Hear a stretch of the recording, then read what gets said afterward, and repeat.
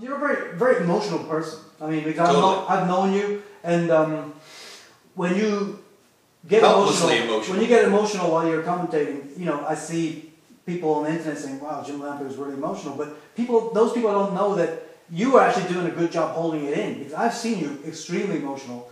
You know, talking about your experience with your daughter in Barcelona Olympics and so forth. You are so right. I mean, you nailed me, Hikari. That is absolutely true. There's a woman named Molly Solomon who will produce my daytime segments in Beijing at the NBC Beijing Olympics.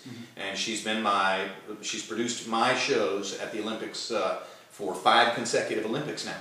And one of the things that Molly is very skillful at doing is understanding how to control the content so that Jim won't lose it on the air. So that Jim isn't going to crash into tears or in some other way emotionally break down because of my tremendously emotional connection to the Olympics and to the people there and the stories I've covered for so many years. There have been times when we stop down a taping and she'll say to me, "Okay, go collect yourself for 10 minutes because this next interview is not going to be easy for you to do." And that's about knowing me and my over-emotionalism. I mean, when George Foreman beat Michael Moore to win the heavyweight championship at age 45 in 1994, and this is my broadcast colleague, called dozens, maybe hundreds of fights, and he wins the legitimate heavyweight championship of the world 20 years after having won it the first time. I think it's one of the greatest accomplishments in sports history. It was all I could do to make it to the end of that telecast because I was so excited for George. And you're supposed to be a dispassionate commentator. It's not easy for me. It happened.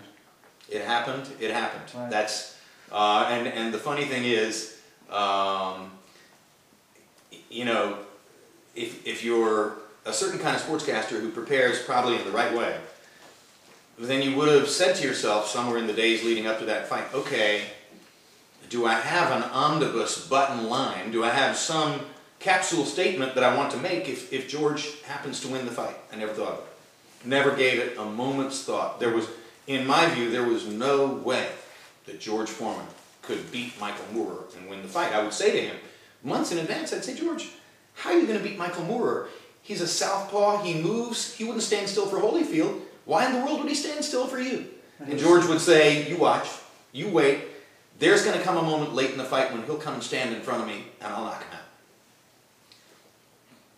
So when it happened, the first thing I thought as I'm watching Joe Cortez count over Moore's body is, why didn't I think of this?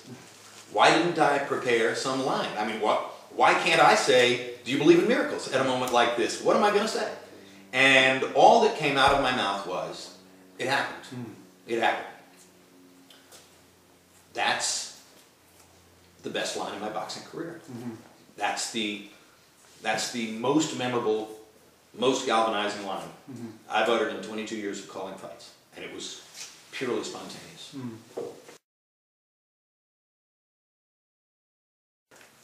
It's not a bad thing, is it? I mean, you can't. First of all, you can't control it, and I think it's a beautiful thing.